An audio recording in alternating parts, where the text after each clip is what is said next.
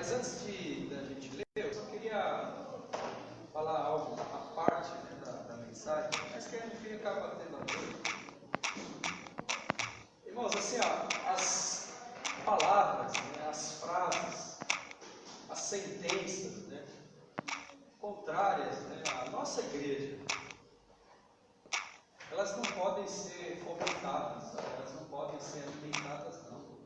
Eu vi você falou com todo a devida veemência, assim, fala. Não é assim, não. Me corrija aí. Com o devido respeito, você falou que a igreja não sabe o poder que tem em suas mãos. E é verdade. Se a igreja tivesse noção mesmo do poder que ela tem nas mãos dela, do quanto ela pode mover as coisas, irmãos, se nós estamos sobre essa terra, né, fazem 2000 anos, todas as histórias, né, que a gente vê, os registros que a gente vê, desde lá, né, das primeiras igrejas, tudo que aconteceu naquelas igrejas, até o dia de hoje, e nós continuamos, avançamos.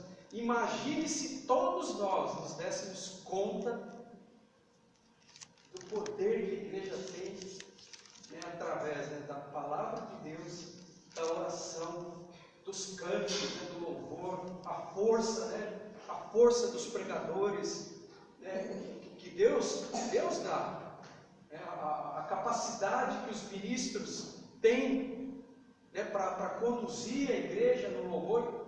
Pense sobre isso. Por que eu estou falando isso? Porque daquela porta para fora, o diabo, vamos dar um nome, né, para o camarada, não ter medo de dar um nome para ele, não. Ele pega lá uma pessoa qualquer, dá um microfone na mão dela, ou dá uma tela, ou dá uma internet, ou dá um meio de comunicação qualquer, e aquele homem ou aquela mulher vira uma máquina. Por quê? Porque ele descobre que ele, né, olha o poder que eu tenho nas minhas mãos para fazer isso. E nós? E nós? Então, assim, reflita sobre isso daí, né? Assim, tem a ver com a pregação, porque assim, nós somos chamados, irmãos, o crente é chamado para atingir um grau de maturidade que não é qualquer coisinha que vai deixar ele lá na casa dele, sabe? Tipo, hoje eu não vou, né? Hoje eu não vou, sabe? Hoje eu não vou, hoje eu vou. Não, a nossa oração tem que ser assim. A gente tem que contagiar a igreja. Não sei se o pastor concorda comigo. Para que os irmãos, assim, vai chegando quinta-feira, e eu vou contar uma outra história. Vai chegando quinta-feira, irmãos, tem culto quinta-feira. Tem culto quinta-feira. É uma bênção. Deus tem ouvido as orações. Deus tem respondido. O louvor tem fluído na igreja. As orações, né, as pregações. Paulo pediu aqui, né? Paulo pediu para que a igreja orasse por ele, para que a boca dele fosse aberta, para que ele pregasse sem medo, com intrepidez, sem medo de falar a verdade para as pessoas, né? Às vezes com receio de um irmão ou outro ficar com dedos. Irmãos, o crente é chamado à maturidade. O tempo, essa igreja vai para 60 anos, não é isso? O tempo do leite dessa igreja já se foi há muito. E se não foi, essa tem que ser nossa oração. Pastor me corrigiu de alguma coisa? Com licença. Muito obrigado. Obrigado, porque quem corrige é amigo. Quem corrige é amigo. Eu não quero isso aqui batendo no meu ombro, sabe, endossando as coisas que eu estou fazendo. Não, muito obrigado. Nós temos que orar por esse homem. Nós temos que orar por aquele ali. Nós temos que orar por esse. Temos que orar por essa, por esse, por aquela, por todos. Nós temos que orar para que a igreja seja forte. Então assim, irmãos, quando eu não sei o que Deus tem colocado no coração do pastor, porque ele é o anjo da igreja, não sou eu. Deus fala com ele. A direção, a Bíblia fala, né? Ao anjo da igreja. não é aos anjos da igreja. Vamos pontuar isso, está certo ou não? É ao anjo da igreja. Quem é o anjo da igreja? É o pastor. Então assim, se ele é o pastor, nós somos as ovelhas, nós temos que ajudar esse homem aqui a prosseguir, porque você pode escolher como você vai ser reconhecido. E o estigma, né, de Paulo e Apolo, isso aí precisa acabar. Não sei porque eu estou falando isso, tá, irmãos? Mas não estou falando de mim, não. É o Espírito Santo. A igreja tem que avançar. E nós temos que ajudar. Eu quero ser reconhecido. Estava contando para o pastor, 14 anos na outra igreja. Saí de lá. 12 anos trabalhando com o pessoal do louvor, trabalhei com os jovens, trabalhei limpando o banheiro, trabalhei carregando tudo. O primeiro batismo do pastor Walter, trabalhei lá na água como diácono, mas não sou diácono. Não importa o título, e eu nem quero o título. Quando você ganha o título, parece que... Para quê? Para quê? Procura o título de Jesus na Bíblia lá. Jesus Cristo, o que significa? Salvador ungido. Olha o título de Jesus, Salvador. Apóstolo, né? Apóstolo não sei das quantas, não. Salvador ungido.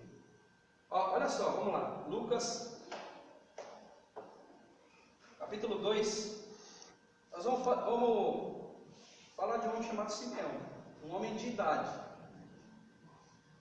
Havia em Jerusalém um homem chamado Simeão, homem este, olha só, justo, piedoso, que esperava a consolação de Israel, e o Espírito Santo estava sobre ele. 8. Lucas 2, a partir de 25. 25 ou 25, falei errado. Se eu falei 8, falei errado. Não falou. A partir do 25. 25. Lucas 2, a partir do 25. Verso 26, olha. Revelara-lhe o Espírito Santo que não passaria pela morte antes de ver o Cristo do Senhor. Tem tanta coisa aqui nesse texto. Movido, de novo, pelo Espírito. Movido pelo Espírito foi ao templo, e quando os pais trouxeram o menino Jesus para fazerem com ele o que a lei ordenava, Simeão o tomou nos braços e o levou a Deus, dizendo: agora, Senhor, pode despedir em paz o teu servo, segundo a tua palavra, porque os meus olhos já viram a tua salvação, o qual preparastes diante de todos os povos, luz para a revelação aos gentios e para a glória do povo de Israel. E estavam o pai e a mãe do menino admirados do que ele dizia. Simeão os abençoou e disse a Maria, mãe do menino: eis que esse menino está destinado tanto para a ruína quanto para o levantamento de muitos em Israel, e para ser salvo e para ser alvo de contradição. 35, para terminar. Também uma espada transpassará sua própria alma, para que se manifestem os pensamentos de muitos corações. Amém? O título dessa mensagem é: os meus olhos viram a salvação. Simeão teve Jesus Cristo ali nos braços. Jesus havia nascido, havia chegado os 8 dias, determinados lá pela lei, e levaram ele para apresentar no templo, e para que ele fosse, para que se cumprisse o que a lei ordenava, a circuncisão. E havia, esse homem, havia um homem ao qual Deus já havia revelado que ele não morreria sem ver a salvação. Esse homem, pelo que eu vejo aqui no texto, ele era um idoso. Ele era um idoso. E assim, irmãos, quais eram as qualidades, Quais eram as qualidades e quais foram as atitudes desse homem que esperava ver Jesus Cristo? Aí a gente tem que colocar o seguinte aqui, na época, o povo judeu vivia sobre a opressão de Roma, sobre o poderio do César. E o povo judeu esperava o quê? Esperava por um herói, esperava por um guerreiro, esperava por um homem que fosse destruir eles, destruir, né, os romanos e salvar o povo judeu desse poderio. Só que Jesus Cristo, irmãos, vem de uma forma humilde, né, montado em cima de um jumento, nascido, né, de um lugar simples, contradizendo tudo aquilo que o povo estava esperando. Sabe para quê? Sabe para quê? Porque o objetivo de Deus, irmãos, não era salvar o povo do poderio dos romanos, mas salvar o povo das garras do pecado, das correntes do pecado. E aí, assim, ó, só por essa introdução, eu tiro o seguinte: nós temos que ter, por isso que eu falei no início, da questão da nossa maturidade cristã, e eu não sei o quanto você está gostando de ouvir a questão da maturidade cristã, que nós não podemos, a Bíblia fala, né, que o atleta, ele não fica se enroscando com teminhas, com assuntinhos pequenos, não, mas ele treina, né, ele compete para ele chegar no alvo. Ele não se enreda com essas coisas daqui, mas ele põe a cabeça e a perspectiva dele no alto. Entende, irmãos? Por isso que a gente, olha só, olha o que nós fazemos, às vezes, eu me incluo nisso, tá? A gente cria um problema, envolve pessoas no problema, a gente não resolve o problema e põe a culpa em outra pessoa do problema que nós geramos 4 atos aí no meio, né? Gerei o problema, envolvi pessoas, não resolvi o problema e ainda culpei alguém por causa disso. Aqui, o povo estava esperando que Deus mandasse alguém para resolver os problemas da vida cotidiana ali. E Deus estava querendo resolver um problema muito maior, que era o pecado, que permeava o povo há centenas e centenas de anos, milhares de anos. De novo, o que a gente tira daqui? Deus, irmãos, não é, e Jesus Cristo não pode ser visto por nós apenas como um resolvedor de problemas nossos. Libertar das garras do pecado. Eu vivi em pecado. Não sei você, mas eu vivi em pecado. E tem que ter coragem, irmãos, hombridade para admitir isso. Porque nós nascemos em pecado, segundo a Bíblia. Fui gerado no pecado lá. Salmo, né? Então Deus não é, e Jesus Cristo não é, Ele pode resolver nossos problemas aqui, ó, do cotidiano. Mas o nosso problema maior Ele já resolveu e aponta para o céu. É isso que a gente tem que começar como igreja, e isso vai fazendo com que a gente cresça. Irmãos, nós estamos assim, ó, Jesus está voltando. Não é verdade. Não é verdade. A Bíblia diz que Ele voltará. Isso é assim, ó. Isso não é, Jesus está voltando. Quando algum pregador diz Jesus está voltando, ele está dizendo que ele está fazendo isso, ó, que ele está a caminho. E não é isso. Não é isso. A Bíblia diz que ele vem como um ladrão. É assim, ó. Quem tiver desapercebido fica. A nossa cabeça tem que começar a retomar, a pensar isso. O problema maior já foi resolvido lá na cruz. O pastor sempre prega isso. Lá na cruz já foi resolvido. Os outros problemas, meu problema de saúde, meu problema de coluna, meu problema no joelho, meu problema de visão, meu problema às vezes de audição, se ele resolver bem, se ele não resolver também, o maior problema que eu tinha ele já resolveu, que é o pecado que habitava em mim. E eu tenho livre acesso para ir para o céu por conta disso, irmãos. É isso, sabe? A gente tem que ser, é verdade, irmãos, nós temos que, e é biblicamente isso aí, a gente só descobre essas coisas através das Escrituras. Agora, se a gente começar a pensar, ó, que os sinais que nós vemos aí, pode já estar dando uma ideia para nós, da volta de Jesus é motivo muito maior de nós despertarmos, avivarmos, né? A igreja precisa de um despertamento nesse sentido. Se Deus resolver meu problema aqui na terra, bem. Se não resolver também não tem problema. Sabe por que esse Simeão aqui, nessa idade que eu não sei qual é que ele tinha, ele só estava esperando. Deus falou para ele o seguinte, ó: você não morre enquanto seus olhos não verem a salvação. Era isso que esse homem ansiava. Sabe por quê?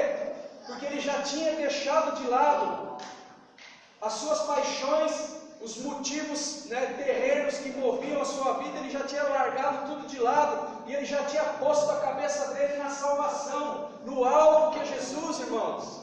Esse é o nosso despertamento. Isso que nós temos que, sabe, nós tivemos ceia domingo para lembrar que ele voltará. Nós temos que lembrar disso diariamente.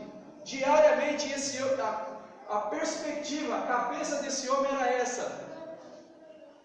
Quando ele obteve, né, Jesus ali nos seus braços ali, para elevar a Deus, ele falou: Senhor, despede, pode despedir. E olha só, o tempo é muito curto, né? E olha só, eu nem comecei, dava 2 horas de pregação isso aqui, mas eu vou resumir, tá, pastor? Do verso 25, quando eu falei de qualidades, né? Esse homem, olha o que ele era. Ele era justo, ele era piedoso, entende-se por justo. Olha só, irmãos, a Bíblia está dizendo aqui, antes da crucificação, que havia um homem justo. Porque quando nós falamos de justiça no ambiente da graça, o que a gente está falando? Não, eu sou justificado, né? Mas a Bíblia está dizendo aqui, ó, homem justo, que tratava, sabe a minha visão disso? Ele tratava as coisas dele com equilíbrio. Qualquer situação, ele tratava as coisas dele com equilíbrio, com sabedoria. As demandas dele com outros homens, com outras pessoas, ele tratava com justiça, com equilíbrio, sem prejudicar, né? sem prejudicar ele próprio, mas não prejudicando o outro. Um homem equilibrado, justo,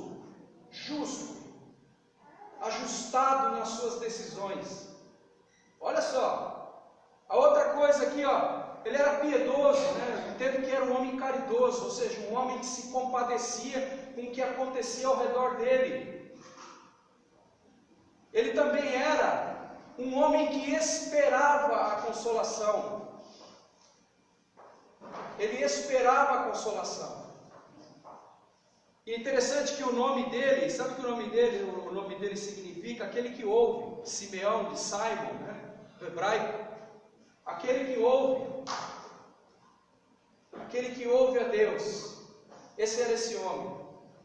E aí assim, ó, continuando, no verso 26, ele ouviu, ó, verso 26, né? Revelar-lhe o Espírito que não passaria pela morte antes de ver o Cristo do Senhor. Ele ouviu e entendeu a Deus. Irmãos, quantas pregações a gente ouve, né, nos sábados, domingos, durante a semana, e quando chega lá na porta, lá fora, não se preocupa com o menino lá não, viu? Não se preocupa que aquilo não me atrapalha não, e não atrapalha vocês também não. Jesus Cristo falava assim, né? Deixa a mim as crianças, e nós não podemos atrapalhar isso não, deixa eles virem, é melhor eles aqui. Esse homem aqui ouvia e entendia a Deus. Quantas pregações a gente já ouviu, que a gente chegou lá na porta, a gente não lembra nem o texto que foi lido. Eu me incluo nisso. A maturidade tem que vir para mim também. E esse homem ouvia e entendia a Deus. E a Bíblia nem estava completa, nem estava montada ainda. Olha só. O verso 27, ó, movido pelo Espírito Santo foi ao templo, e quando os pais trouxeram o menino Jesus para fazerem com ele como a lei ordenava, um homem movido pelo Espírito. Irmãos, aqui Pentecoste não tinha acontecido ainda, e o Espírito Santo agia na vida desse homem. Deus elegeu esse homem para que o Espírito Santo agisse na vida dele, revelasse para ele coisas. Você falou do poder da igreja, né? Nós conversávamos outro dia. Um homem movido pelo Espírito Santo. Um homem que ouvia a Deus. Uma mulher que ouvia a Deus. Continuando, ó. 28. Simeão tomou nos braços e louvou a Deus, dizendo, que eu falei assim, qual eram, né, as qualidades e as atitudes que esse homem teve. Quando ele teve Jesus ali nos braços, ele fez um cântico, ele compôs um cântico, a alegria, o júbilo. Eu não sei se vocês estão entendendo, esse homem tinha Jesus Cristo ali nas mãos. Dá para conceber isso? Ele tinha Jesus nos braços ali. E falou, o senhor pode despedir. Pastor, imagina meu salário ou qualquer outra situação. Aí, está aqui, desce, qual Jesus nos braços? Eu não quero nem saber nem do vale mais, nem do que eu tenho que pagar, nem do que eu devo, nem sei o que. O Senhor já me despede, porque os meus olhos já viram. Imagina o contexto daquele homem naquela época lá. O que será que ele fazia? O que ele fazia, Gilberto? Simeão? Assistia no templo lá? O que será? Quais eram os pensamentos que moviam esse homem? E ele disse assim, ó, igual o apóstolo Paulo, né? Considera tudo, eu vou usar a palavra, considera tudo como basura, lixo, na busca, na excelência da busca pelo conhecimento de Jesus Cristo, meu Senhor e Salvador. Quantas línguas será que Paulo falava, pastor? Esse homem seria um embaixador de nações, né? Judeu de judeus, cidadão romano. Ele disse, olha, tudo isso aqui, é igual esse Simeão, né? Falou, pode despedir. Pode despedir. Exato. Continuando, ó. De paz aos olhos do Senhor, a morte do seu santo. Mas a gente só vê tristeza no relógio. Mas Deus está feliz. Sabe por quê? Feliz é a morte, feliz é aos olhos do Senhor a morte dos seus separados, né? Santos, dos seus separados. Sabe por quê? Por que Deus fica feliz? Por que Deus fica feliz? Porque Ele entende que os santos já reconheceram a salvação. Não tem tristeza, até me arrepia de falar. Não é como o culto fúnebre, né, do ocidental. Não, é com alegria, é com júbilo. Porque o que está ali é dali mesmo, e é dali para pó. Mas o que é espírito? Para Deus. E esse homem entendeu. Os olhos dele viram a salvação. Vocês entenderam porque Salmo 116, verso 15 fala, né? Feliz é aos olhos do Senhor a morte dos seus santos? Por causa disso aqui, ó. Esse senhor aqui, Simeão, os meus olhos, despede. Ele que pediu. Despede, Senhor, agora pois o teu servo, porque os meus olhos já viram a salvação. Olha que palavra, irmãos. Olha que Bíblia. Olha que passagem. Olha a riqueza, irmãos, das Escrituras. Se nós nos debruçarmos, eu tenho dito isso, disse isso a classe de discipulado inteira. Se nós nos debruçarmos em ler as Escrituras, nós vamos atingir o que você falou, a nossa força, nós vamos reconhecer a força que nós temos dada por Deus. E não vamos mais reconhecer a Jesus Cristo apenas como um servidor, né, um resolvedor dos nossos problemas cotidianos, mas como um libertador, como Senhor, como Salvador, numa perspectiva do céu, que é para onde nós vamos. Imagine quando esses homens aqui, inspirados por Deus, começarem a pregar Apocalipse, irmãos. Disse que Jesus voltará. Jesus não está voltando. A gente pode ter indicativos de que está próximo, mas a vinda dele é assim. Ele não vai pegar e falar, vai lá, resolve essas coisas, eu aguardo aqui, porque ele já está, né? Deus já está há muito tempo nos aguardando, nos esperando. Pedro fala o seguinte, né? Deus é longânimo e não quer que nenhum se perca. Nenhum. Olha só. Dura tarefa me desse hoje por causa do tempo. 30. Porque os meus olhos, já li, né? Os meus olhos já viram a tua salvação, a qual preparaste diante de todos os povos, luz para a revelação aos gentios e para a glória do teu povo. Estavam o pai e a mãe do menino admirados do que aquele homem dizia. Sabe o que eu tiro daqui? De novo, raça, irmãos, só existe uma. Qualquer coisa que você ouvir diferente disso é mentira. Raça é raça humana. Nós podemos ter, né, descendências, mas raça é uma só. E criada por Deus. A salvação é para todos. Para todos. Todos. Para todos.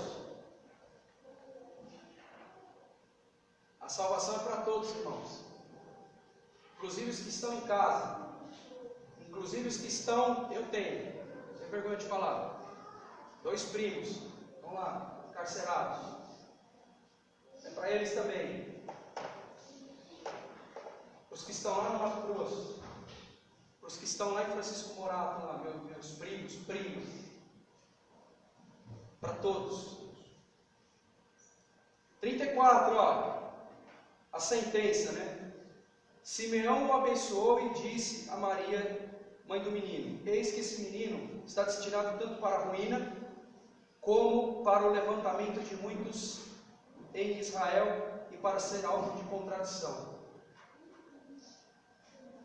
A outra coisa que permeia às vezes nosso coração, a gente acha que Deus ganha aos 45 do segundo tempo, irmãos. Deus não ganha aos 45 do segundo tempo e nem na prorrogação. Deus é vencedor. E você com Ele, eu com Ele e nós juntos. A Bíblia diz que somos mais do que vencedores. Mais do que vencedores. Não importa o que nós já passamos ou vamos passar ainda. De novo, do início da pregação, não importa se Deus resolveu o problema terreno aqui ou não. Porque o problema que eu tinha, Ele resolveu para mim, porque eu não era capaz de resolver. E nem sou, e nem serei, né? O dia que eu preguei essa palavra na rádio, pedi para o pastor, eu falei, olha, eu não vou ter tempo, ele me chamou, né? Pedi, o senhor permite eu trazer a mensagem? Foi a mensagem de domingo lá da rádio, essa daqui. Eu não gosto de fazer isso, mas como essa história desse Simeão veio falando no meu coração, eu falei, na hora que o senhor falou, eu falei, vou trazer essa mensagem. A permanência, irmãos, do homem sobre essa terra é muito fugaz, rápida. O homem é uma folha verde, seca e acabou. 70 anos com saúde, 80 com muita sorte. E o homem segue disputando com Deus, segue questionando a Deus, o homem segue causando os seus problemas, envolvendo outras pessoas, não resolve os problemas e põe a culpa nos outros. Esse é o homem, ele segue assim durante os seus poucos 70 anos sobre essa terra. Mas um dia, quando Deus ali nos 20, 25, 40, 50, 60 anos, pega esse homem para Ele, a história muda. É estabelecido ali um novo marco na vida desse homem e dessa mulher. Eu até brinquei outro dia na EBD, peguei o RG. Peguei o meu RG e falei assim, aquele RG velho e amassado é jogado no lixo e Deus te entrega uma identidade nova, de cristão, de feliz, de bem-aventurado. Sabe por que bem-aventurado? Porque esse homem viu a salvação. Mas a Bíblia diz que muito mais bem-aventurados são aqueles que creram sem ver. E sabe quem são esses, irmãos? Esses que estão hoje aqui reunidos na primeira igreja batista de Itupeva. Os mais bem-aventurados, irmãos, porque creram em Jesus Cristo sem vê-lo e acreditaram na salvação. Para terminar, do 35, vem a mensagem para a humanidade, né? Também uma espada transpassará a sua própria. Olha esse versículo, volte no versículo, leia no versículo de novo, volte no versículo, olha, para que se manifestem os pensamentos de muitos corações, a respeito do que? De que os meus olhos também podem ver a salvação, os olhos da minha família podem ver a salvação, a PIB pode ser desperta, irmãos, em tudo que o pastor vem orando para que ela seja desperta, e aí coisas pequenas, irmãos, e eu tenho toda a liberdade do mundo no Espírito para dizer isso, coisas pequenas que nos mantêm em casa, sabe, ou com divisão, ou com discórdia, algum estigma de Paulo e de Apolo, tudo isso cai por terra e nós, movidos em um só Espírito, num só coração, nós vamos para o objetivo e o alvo que é Cristo Jesus, o Senhor e Salvador da nossa vida, irmãos. É isso que Deus nos conclama nessa noite. E aí vem algum desavisado, algum desanimado, né? Ou algum pessimista, ou alguém que quer pôr um banho de água nos sonhos desse pastor, no sonho daquele pastor, no sonho dos obreiros dessa igreja, dizendo,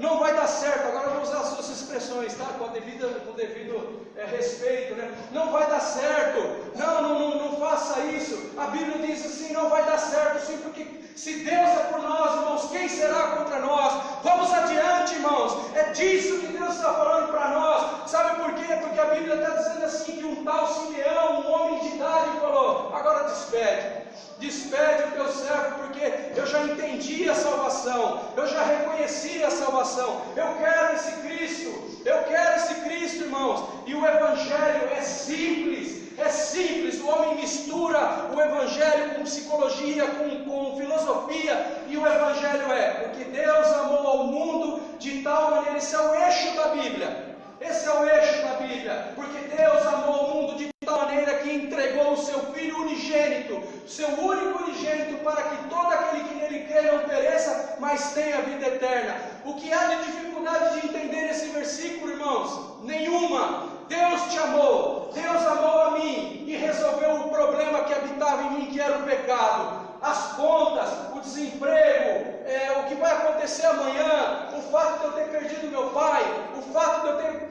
Enfim, essas coisas, elas fogem às nossas mãos. Não está no nosso controle, mas está no controle do soberano, irmãos. Sabe por quê? Porque nós temos o maestrio de Jesus Cristo conduzindo a sua igreja por mais de 2000 anos, irmãos. O maestrio, nada foge das mãos de Deus. Amém? Eu entendi. Era isso que eu queria dizer.